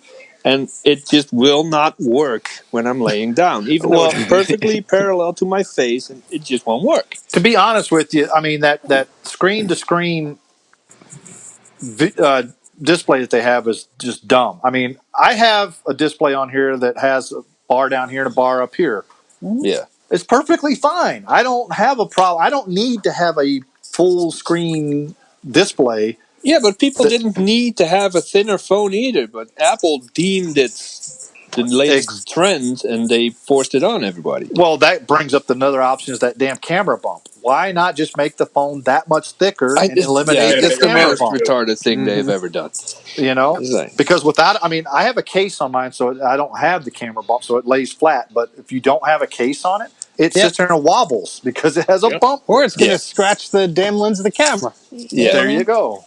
And I dropped my 7 Plus at Disney World and it cracked the lens and I had to get a whole brand new phone because they don't replace the lens. Oh man. Yeah. So now we see why they do that. Mm-hmm. Buy a new phone. Yeah, the first day, I think it was the iPhone 4 I had it in my shirt pocket here, literally just from the Apple store. I had it in my pocket, got out of the car, went to grab something, slipped right out of my pocket, smashed onto my driveway, and scratched like a millimeter away from the camera lens. You got lucky. Yeah. I mean, and they do the same with the MacBook Air. Like, ooh, it's so thin. Yeah, that's the front. The back, it still has a fat ass when you compare it. And, I like my laptops with a phone fat is ass. so thin. Yeah, there's a bump on the back for the camera. Oh, we got an edge-to-edge display. It's not edge-to-edge. There's a giant bump at the top of my screen. Just stop lying to people, dude. Exactly. Yeah, it's not that thin because you're not counting. They're not counting the bump. Yeah. But to be honest with you, that much more thickness would give you more battery life because they can put more battery in there. I mean, come on, Apple. I mean, your engineers are getting stupid over there or something, Yeah. I hope Tim Cook is watching this because this is just frustrating a lot of, Apple fans But then like again, us. most people are still on the Kool-Aid. Apple says that all of their stores are now powered by green power, which is absolute horseshit. And people eat it up like, ooh, such a green company. Well, Yeah, I like to see my mall out I'm here. pretty sure all their factories still have nets outside the window. Don't tell me that. All right, the last thing, and this is the biggest one, and I know everybody's been waiting for it: the headphone jack. Oh god, That was the stupidest thing to get rid of. Now it's still on the new MacBooks. The MacBook Pro still has a headphone jack on it for now. Okay, for now. I know the new iPad Pros got rid of. Guess what? Headphone jack. That's so stupid. And they don't even have a lightning connector on it because now they're using USB-C. So, what do you use for audio on the new Mac Pro, it's going to be a $500 module that you can install. Well, I can understand on the iPad Pro if you took away the headphone jack, but you had like 2 USB-C ports or something like that. But oh, it's thin, but it bends real easy. Like my phone right now is at 30%. If I have to charge it before the stream is up, I'm screwed. Because then I have to unplug my headphones. You hear all this noise around me, and it's just not going to work. I cannot charge a wireless charger to the back of your phone.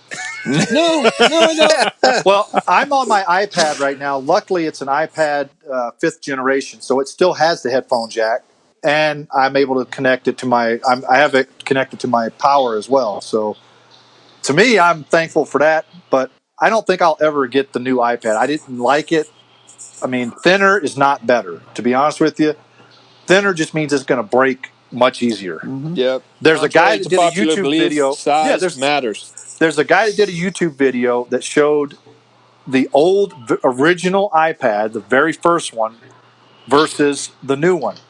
And this guy was not strong by any measure, okay? He sat there Yeah, he sat there and bent that new iPad with no force at all. I mean, it was so easy to bend. He Yeah, tried everything to bend that old iPad, couldn't even put a bend in it. Oh, those That's things are how. behemoths. Oh yeah, they Yeah, are. and now they They're even ship with the tanks. bend in it. Yeah. Yeah, you But don't have to bend them; they come pre-bent. Yep. Yeah, that's exactly. right. It's a Like, let feature us now. save you the trouble. Here you But go. I but the like that. headphone but the headphone jack was just a dumb thing to get rid of because I don't have it on my iPhone because this is the 8. We don't have the headphone jacks there. You can see Unfortunately, exactly. I almost didn't want to upgrade to the 8, but cause we had the 6S's at the time, so we skipped the 7 completely because I didn't want to get a phone without a headphone jack. But then Yeah. when the 6S's started, the battery started getting crappy, and I was like, let's go ahead and get new phones because we were eligible to upgrade. So I went ahead. Me and my wife got brand new phones, and I tell If you I what, if I didn't have a kid, I would never have upgraded because yeah. all I did it for was the camera. That's And it. that's one of the things I like about the iPhone 8 is the camera is awesome. I mean, it's got 4K video you could do on natively on the phone. It has the telephoto lens on it now. I yeah, but mean, you can do that with a 6S. It's just 30 FPS for 4K. but there's no telephoto capability and no portrait capability. All that stuff is not That there. yeah, I had a 6, and when I upgraded to the 8 because my wife had a 7, I said, well, at least the 8 has wireless charging, That's so what I I like guess about it too. theoretically I could charge it and listen, which I'm doing right now with this cockamamie setup I have here, thanks to some duct tape. But yeah, I mean, I thought it was also interesting. There was someone on YouTube who I think it was an iPhone 7. Yeah, he actually soldered a headphone connector internally onto the iPhone I saw 7. Strange strange parts. parts. Strange parts. Yeah, yep, great. Yeah, and then the only caveat with that is I think only one port would work at the time, or only one would drive audio at the time, or something like that. But it was possible, so the connectors are right on the board to do it. Well, he built his own iPhone from Yeah, that parts was over awesome. in Yeah, yeah. that's a great Yeah, but video if he anybody hasn't watched it. soldered that adapter. It was a lightning adapter Uh huh. that he soldered straight to the lightning. Ah, okay. Yep. Yeah, my That's memory's foggy. how I don't it remember worked. exactly what he did to it. Yeah, But it worked. I mean, it worked. and he proved But that And there then, yes, was they room could put. for it. Yeah, Yeah. I think he actually had to get rid of the Taptic engine because that was in the way right there, where the haptic engine is. See, I don't remember him getting rid of anything, but you might be Yeah, right on that. because if you ever look at an exploded view of it, the reason why that Apple gives that they got rid of the headphone jack was because they needed room for the haptic engine. Oh, well, that's Well, also the bull. excuse of they never minimized the 3.5 millimeter headphone jack, or whatever the 3.5 jack. Yeah, they minimized it. There was the smaller version of There it is a that they smaller used for version. Yeah, Yeah, dude, headsets for I got this ages. walkie-talkie that me and my kid use, right? And it has a super tiny headphone Yep. jack in it. the So it's Yeah. 2.5. possible it Now, would even fit yes, in the I MacBook Air. understand. I understand those jacks are smaller, so they're easier to break and things like that. But that's don't lie and say, oh, they never made a smaller version of it. Yes, they did.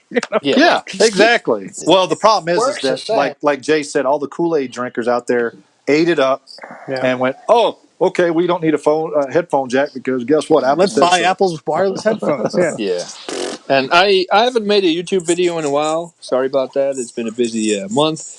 But I refuse to buy an adapter that allows me to charge and use the little clip-on mic at the same time. I have to fully charge my phone before I start recording, and even then, I have to steal my wife's Lightning to mini jack adapter because I don't have one because my $1,000 phone didn't come with one.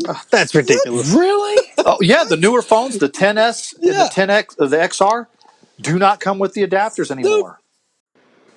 it's No, it I mean, blows I for my a have. mind. company that has so much cash, they are so cheap. They're cheap as Yeah, they're cheaper than they were in the '90s when That you had to buy your reminds own keyboard. I mean, come on. that reminds me when the iPod started coming without charge.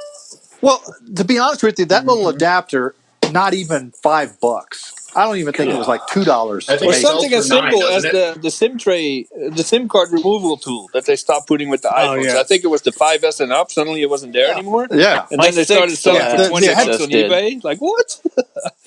yeah, the headphone I just use a adapter. paper clip. Yeah, Yep. the headphone adapter they sell for $9. Yeah, like you were saying, probably costs them under $5 to manufacture. Not Oh yeah. even. I bet Yeah, you it's about. I bet you it's like a quarter or something for them to manufacture it. I mean, all it is, it's a Cost lightning them one extra person in the connector on net. one end and then a headphone jack on the other. That's it. I think there's actually someone tore it apart. There's actually like a very very small digital to analog converter because Well, Lightning is a digital connector. It's not analog. that's they have it on there because actually the any lightning connector you get, any lightning cable, if you open it up, you'll see a little chip in there, and that's basically to and that's the reason why some of these third party ones won't work, because if they don't have the correct chipset in there, it will not work or charge your phone. Because I've had some third party lightning cables that just would not work. They're crap, and so I had to throw them away because they won't charge, they won't sync up to my computer, won't do anything. And you know what? I will always recommend people buy an original Apple cable. But I've never been able to make that recommendation because I've never had headphones that lasted more than a year. I've never had Oh, an iPhone charging cable that didn't Really? start fraying, even though it's just on my desk. I only move it half Oh, an yeah. inch to plug it in, and it falls apart. I mean, Yep. to be honest I with But you, agree. but every cable I've had, I've never had fraying problems. However, my wife, she goes through cables like you would not believe, and but we God, actually have to buy what we call Jenny proof cables because we have to buy those tough, Moshi. yeah. yeah. but guys, if you live near an Apple store, they have a 1 year warranty on them. I've literally walked into an Apple store and said, "My cable's frayed," and they just hand me a new one, and I walk. Yeah, I don't live close to an Apple Yeah, store. Yeah, I live I live 75 close to miles one, away. but I've worked in those Apple stores, and getting an appointment just to get a cable swapped out is a 1 week adventure. So Yeah. no, thank you. Now, No, thank you. actually, Exactly. what You got lucky I then. just started shrink wrapping my cables. You yeah, know, that's the best I thing. buy a Moshi and call it a day. Yeah. With the All right, cables and guys. oh, sorry. Any other questions on what Apple? I mean, anything in the comments here? Because I've been trying to read the comments here about anything that we missed that Apple has gotten rid of that and why. well, Okay. what does Garrett have to say about all Yeah, this? Garrett, Yeah, you Garrett. got anything? I feel like they're not on the same page of like what features they want to keep and what they want to get rid of. Like they got rid of the fingerprint sensor, but I think Touch ID on the MacBook is like the best thing they ever did. Yeah, I agree with that. And then like my iPhone 7 Plus came out the same year as my the MacBook, and you even that year you couldn't plug directly in with USB-C. Like the only other USB-C thing I have here is my drone, and I have to use like my charging cable to plug in to get videos from my drone onto my MacBook because it also doesn't have the SIM card slot like I said. Well, that's another question too. Lightning to USB-C cables. Where are those? Yeah. Exactly. You know? That should be an Yeah, option. I would really I don't care for I know USB C is a very mixed bag, but if Apple went to USB C, at least there would be some standardization with adapters and things like that. But It they would haven't open the yet. flood yeah, it would open the floodgates and all this stuff for weird things, but they started with the iPad, so we'll see how that happens. But I would Yeah. much rather go with, a cable that's not a proprietary thing. But that's just my opinion. Well, USB-C is not proprietary. That's the problem. USB-C is actually a standard that's been Yeah, out there for a while. It's just Apple decided to go full force USB-C instead of gradually putting USB-C with USB-A they should. You should have. on the computer. They should have put both on the What, Yeah. what latest what they're MacBooks. trying to do is do what they did with the iMac and kill off the floppy drive. The thing They is, wanted to put that. USB is a lot That different. was the right time though. I feel And like that they was. they went because I mean they still had a CD player, and like when they got rid of the floppy drive, they still had a CD player and a floppy drive. But like with USB-C, they just did it all at once. There wasn't enough transition period. Oh, and back Yeah. then you still had a floppy drive external that you could buy in the same color as your iMac. The Exactly. thing is, I've But never you know used what, there- floppy. I've never ever used it. Never had a need for it. You're Didn't missing even own out. floppy. But as soon as they Where's discontinued it, I wanted it. I still have mine around here somewhere. It's an iMac one, and that's the have mine only external right floppy next that to still me. works too. No, Works I have plenty of perfectly. floppies because I use it for my. Yeah, see, there's another floppy there. So Well, I'm not surprised people like Steve and Mike still have them. I have them. I have them somewhere. Take It's your on my pick. building. Come on, man. So, anyways, I don't think single button mice were awesome. Okay, nah. Yeah, they They've were. always been single button though. That's been an Apple thing. I kind of Yeah. this is the mouse I use now with my iMac. It's a Logitech. I usually only use PC mice on my. Yeah. Bleh. Now Used to I it. I do have. Oh, that's another thing. The new Magic Mouse. Okay, we could add that to the thing of Apple screwing up. I don't need a penis No, mouse. no, no. If you're going to talk about the port on the That- bottom, that's Yeah. not a screw up. But That's a giant why? screw up. If they're going to make a mouse like this, It's a make it mess up. make it wireless. Make it charged with a Qi charger. Don't Yeah, put the there freaking you go. charger on the bottom. Or It doesn't put need it a on the wiener. That is a end of the non-issue. mouse and make it a wired mouse when it's charging. Exactly. That would be neat. Non-issue. That would be innovative. Innovative. Yeah. There you Yo, go. Well, yeah, no, we're no, just going to y'all have to fighting agree to over disagree on that, Jay. nothing. You plug that thing in while you make yourself a cup of coffee. It has enough charge to last you a week. So that is a non-issue. Yeah, James goes, USB is still more useful now than the floppy was. And he's right, because I agree. USB 3.0 is still pretty darn fast. Okay. Although Thunderbolt 3 is much faster over USB to C standard, but there's not a lot of things that use Thunderbolt 3. Yeah, no one's really adopting it in the real world. It's just Mac. It's and- like the old FireWire back when Mac was really. I know pushing this it. is a very small market, but I happen to be in that market. I truly and sincerely miss FireWire. I still too. use I it do on too. all my Macs every day. I do Me too. too. It doesn't have the highest throughput, but when it comes to overhead and stability and reliability, especially with large data transfers, you still can't beat it. True. Yeah, I had my father's Mac running off an external FireWire hard drive as the boot drive without him even noticing a slowdown. So, Yeah. And you could daisy chain it from FireWire to FireWire, just Yep, like the just old like SCSI. 62 Yep. devices. I think. Has anyone ever tested that? Like actually Hey, there tried? you go. There's a challenge for you, Jay. Oh yeah, I got 5 devices. Who's going to sponsor the other 55? All right, guys. So we're going to have to move on to our next topic here. I think we've pretty much beat the Apple screwing up topic there pretty hard there. Yeah, to Although be I do revisited in the miss- future when the list is twice as long. Yeah. I do miss Yeah, the going I know. Apple We'll revisit on this that. one in the future, and it'll probably come up in future iMac or Mac Yak videos. So, Oh, definitely. all right. So the next topic here is we're going to throw it over to Greg Rutke. He just got a lot of neat toys recently. So if you want to tell us about your neat toys. Oh man, I totally forgot we were even covering this. Yeah, first off, I'd like to thank Steve. Steve's the main reason why this all happened. and I'd like to thank Hyper Talking on Twitter and Instagram because he tagged me in the eBay auction. So, Really? Yep. That's awesome.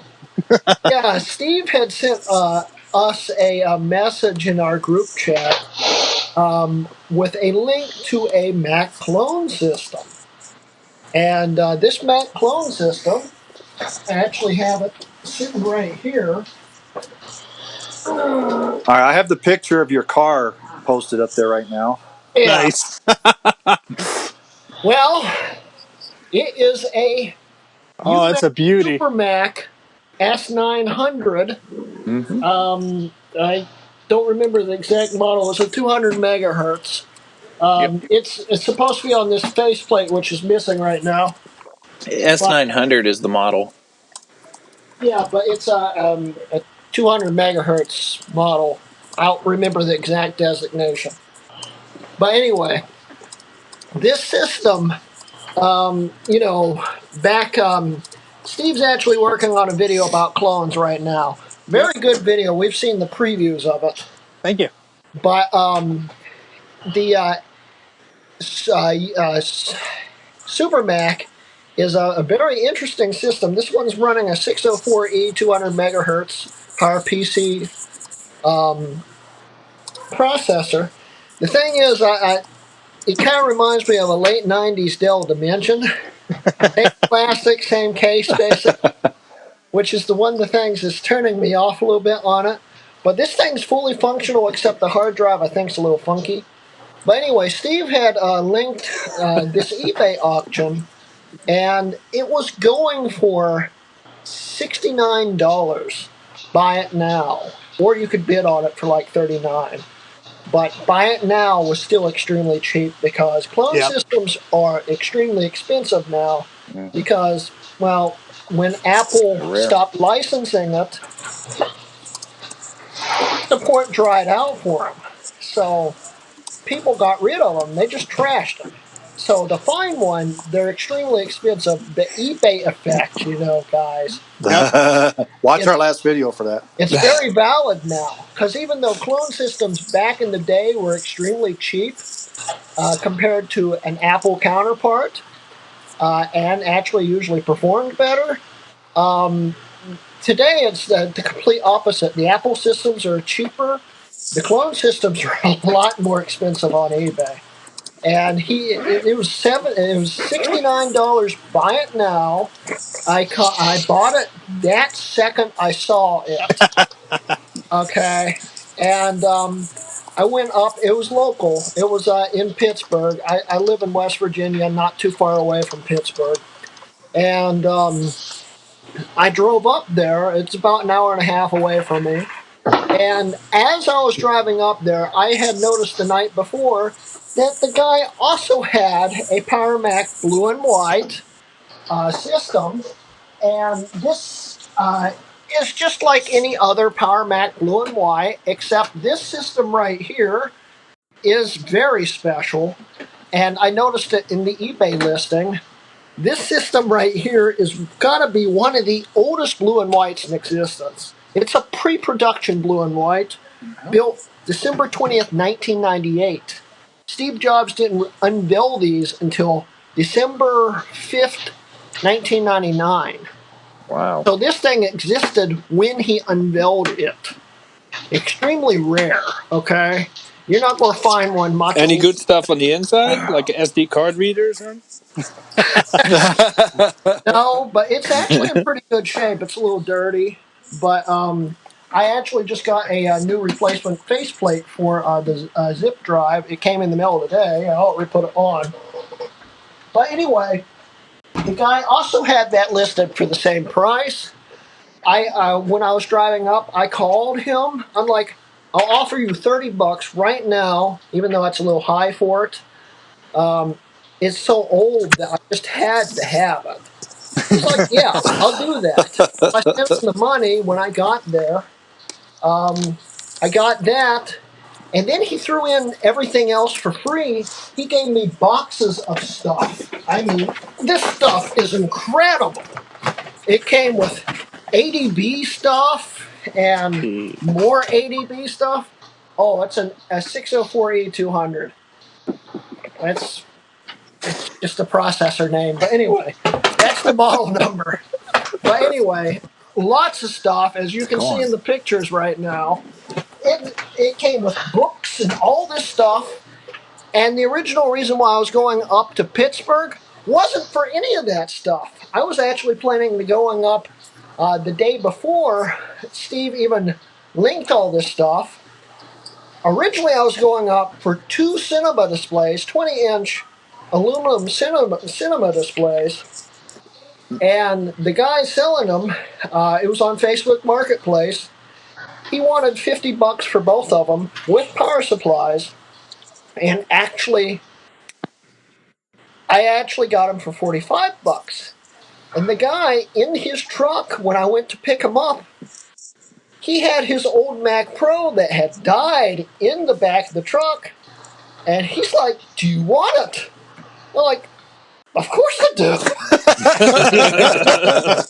So I got a 1,1 refurbished Mac Pro, quad 2.6. It's actually fully functional. It just doesn't have any hard drives in it, and the GPU is fried. But with a working GPU, it boots up totally fine. It's fully functional. And you guys would never guess how much it actually cost me for all of this stuff, which probably is valued at, I'd say, at least $400 or $500. I know the answer, so I can't say. Yeah, I know it too. Anyone that's been on Facebook knows. But you got a good haul. Grand total for everything was $144. Wow. $99 for everything from the first seller, and $45 from the other guy. To put that in comparison, that's as much as I nearly paid around that type for the Mac clone I got with the box and everything. But you didn't have to drive as far as I had to. So, Greg, I just want this official and on the record that I am no longer the worst influence, right? No, because Steve actually didn't cost me as much as you have costed me. Yes. Yeah. So yeah, I'm really happy with this, and I'm really excited for all this. And thanks, Steve, for turning me on. Oh, you're welcome. Yeah. So it was a good highlight. All right, so we're going to move on to our next one there. But that was definitely a good haul there, Greg. Yeah, congrats, man. Yeah, you can't beat that one. So we're going to move over to Mike now and go to his classic corner. I don't know what he's going to talk about. Me neither. It was never put in the document. I have no pictures, so Mike, go for it. Okay, so what's today? Does anybody know? I have pictures. Today is the 24th of January, 2019. I'm old. Does anybody know what's so special about today? Oh, yes. I do, but I won't say. I do too. I do I'll too. say it. There. Well, I didn't want to put it out yet because I got something special for that. Well, I didn't realize what today was when I had originally started this, so I'm going to change my game plan. So we're going to travel back to 1984. Oh. On January 26, 1984, the Macintosh was officially released. Actually, it was the 24th, not the 26th. Did I say 26? I'm sorry. Yes, you did. Which is 35 years today. So our computers are now 35 years old. So Jay was crawling around in diapers. All right, since we went into this part already, I've got a special deal for us right now that I'm going to. I don't know if anybody remembers the old 1984 Super Bowl commercial. Yep. So, in honor of the Macintosh's birthday, I'm going to go ahead and play the full version of the 1984 Super Bowl commercial. It's about a minute long, so I'm going to go ahead and play that now. Today we celebrate the first glorious anniversary of the Information Purification Directives. We have created, for the first time in all history, a garden of pure ideology, where each worker may bloom, secure from the pests of a contradictory thoughts. Purification of thoughts is more powerful a weapon than any fleet or army on earth. We are one people. One will, one resolve, one cause. Our enemies shall talk themselves to death, and we will bury them with their own confusion. We shall prevail. On January 24th, Apple Computer will introduce Macintosh. And you'll see why 1984 won't be like 1984. And we're switched. Well, happy birthday, Macintosh. That's so cool. That is awesome. So Steve is now booting up his original. He actually has a Macintosh 512K, Close enough. but actually, if anybody ever watched the original introduction of the Macintosh, the That was a Macintosh that 512. Steve Jobs used was a 512 because You know the reason one, why? It couldn't talk. It couldn't The talk. program couldn't handle it. Yep. Yeah. And they found out very, very early that the 128 was just way, way too limited. And the only reason they went with 128K was to cut cost. So, because the least it shipped was 1 meg. By the way, 1 meg was unheard of. Real quick. Huh? We should knock Steve out the stream, I think. No? Oh. Steve should still be in there. Oh, yeah. I'm here. He's there. Oh. I just typed in hello, on Mac the Yak. live stream. Yeah, he just typed in hello. No, he's on. Oh, I see what you're saying. Yeah. Yeah. That's why you Now have it to looks talk, like Steve. now it looks like Garrett's setting up his plus. Yep, Mac Hey, Plus. Greg, if you click Steve's picture on your end, it'll fill the screen on the stream. Yeah. And after that, it looks like you're going to have to switch to Garrett because he's fancy too. He has one. Yeah. I'd be hooking up my plus right now, but the caps blew out in a There it goes. sometime last few months. Nice. Look, the Macs are FaceTiming. That is Oh funny. yeah, Cool. I will give money to the first one that can get FaceTime running on an SE. Hey, but guess what? I think our channel set a whole new benchmark now. We are the first to have two 1980s Macs FaceTiming. There you go. On FaceTime, at least. There you go. So, Garrett, tell us what you have. What you have there. All right, so this is a 87 Mac Plus. It originally had 1 megabyte of RAM, but it's been upgraded to 2.5. I actually found it. I was still in school at the time, and I was in a storage room looking for something, and it was like kind of like in the we're gonna get rid of all this stuff pile. Like it was just covered in dust. And a friend of mine worked in IT, so I it still has like the old serial code for like the school on it. So I had him. He looked it up. And he's like, it's not even in the system anymore. We're probably just gonna get rid of it if you want it. So I took it. It only came with just the computer itself and a mouse. So I had to get the keyboard and external floppy separately. But yeah, it's a neat little desk centerpiece. Does the internal floppy still work or not? It still reads. It does not eject. So if I want to get the boot disk out, I have to get an old paperclip out. But this one does work. I read there's a fix for that. It's basically a little gear inside there that breaks. There's a gear that goes bad. Yeah. I've taken it completely apart, and it almost looks like someone replaced the gears. Like they look that good. I think the motor itself is bad. Ah. But And Steve, what do you have there? This is a Mac 512K, so this is one of my earliest pickups, actually. If I recall correctly, I paid $20 for this with the keyboard, with the mouse, with the number pad. That's a rarity right there. Yeah. And it doesn't end there. It had an Apple Image Writer 1 printer with the Macintosh carrying bag. So that was quite a haul. $20? Wow. For $20. This is probably 15 years ago or so, when nobody really wanted these things. And later on, I did pick up the accessory kit for it, which had the original manuals and a cassette tape that you would listen to know how to operate the machine. cool. Now, yours is original 512, or is it a 512 enhanced? It should be an original, says the label on the back. Oh, okay. And what So I yours think still is, has the 400K drives in it. yeah, so the internal one I have to re-grease, but I'm using an external to boot currently. But what I think is very fitting is in the scrapbook on the disc, there's a a picture of balloons and champagne. So I think that's a perfect way for the Mac to celebrate itself.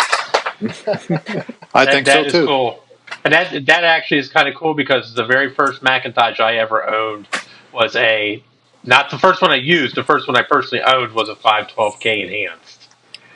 So that my boss gave me when I was in high school, and I did all my high school term papers on that thing. Awesome. Cool. And I loved it. Now, Steve and Garrett, did you guys have to recap any of this stuff, or it's still all original parts and it works? Not yet. Yeah, it's all original. Not yet. Yeah. Awesome. Luckies. I'm waiting for the day where I turn it on and it goes poof. Yeah, my Macintosh Color Classic is having more issues than this one right here. So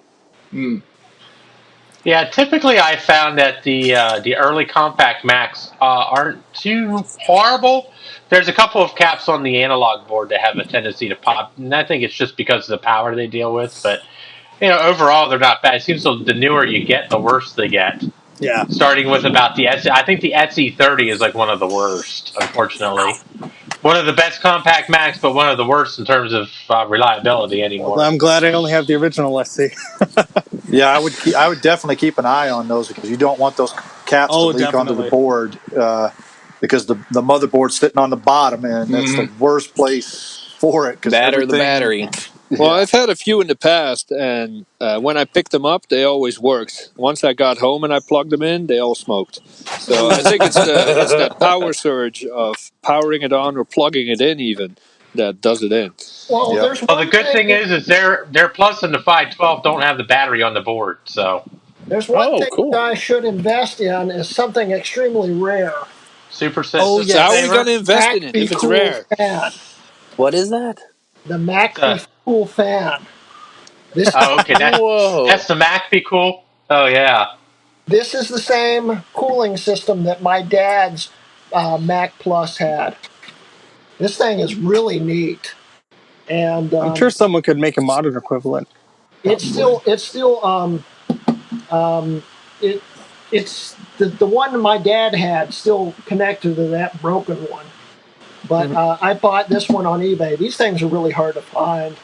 Wow. Really cool. It has plugs in the back for accessory power and stuff, for SCSI drives and printers and stuff.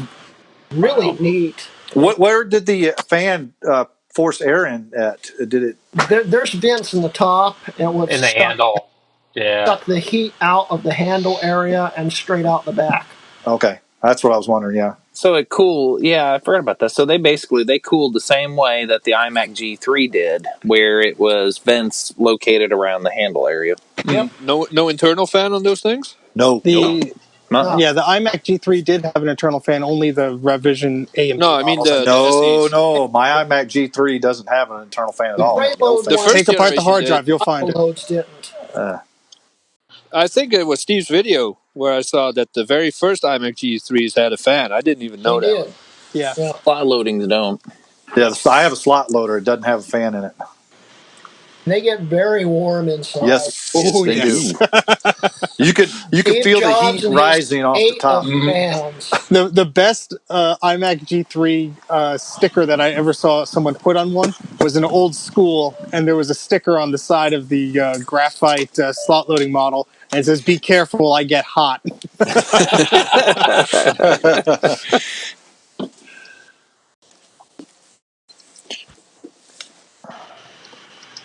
All right, And all of a guys. sudden it went silent. Yeah, we just had a long silence there. I was hyping.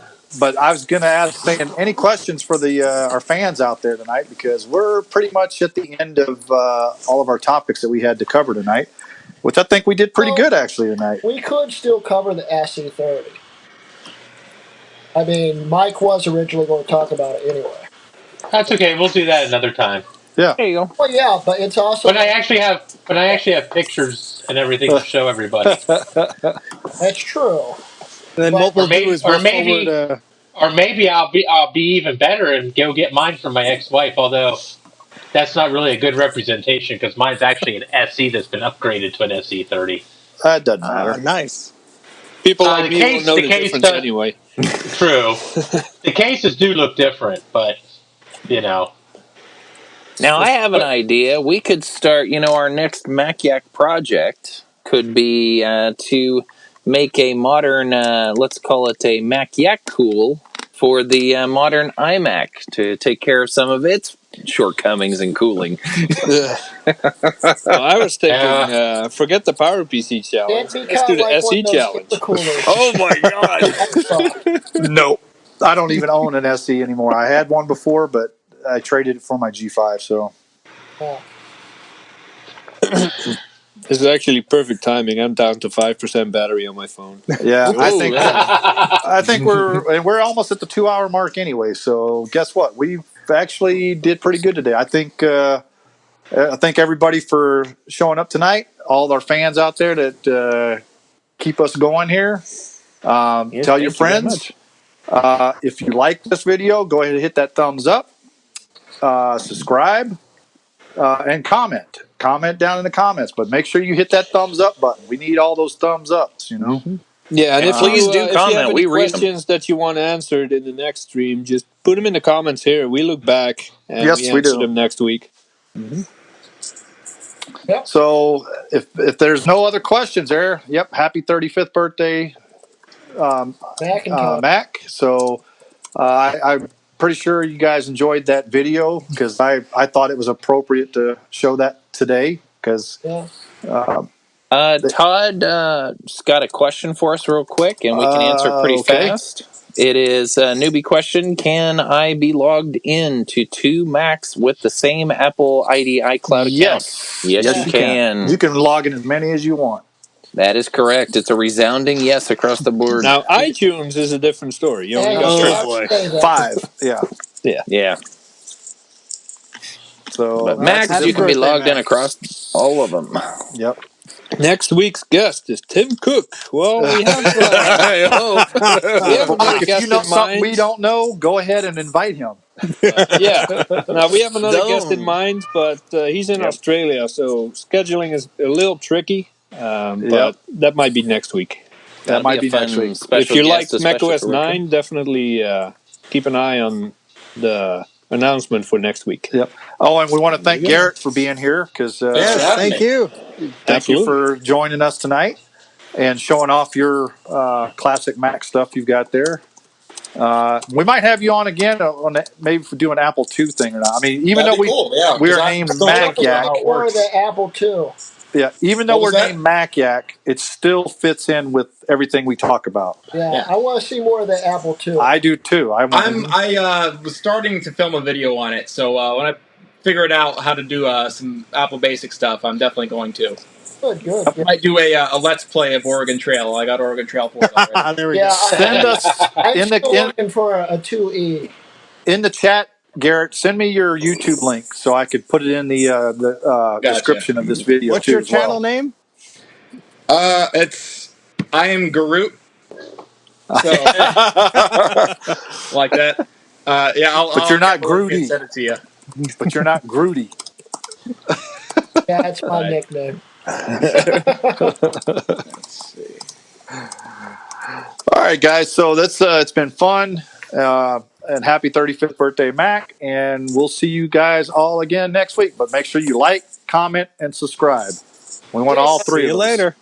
See ya. Thanks, folks. Yeah. Bye. Good night.